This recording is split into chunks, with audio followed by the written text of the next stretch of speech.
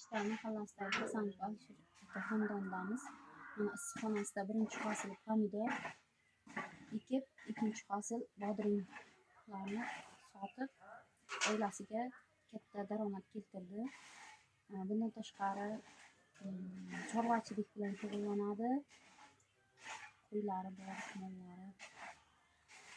Kredit olib, kreditdan unumli foydalangan.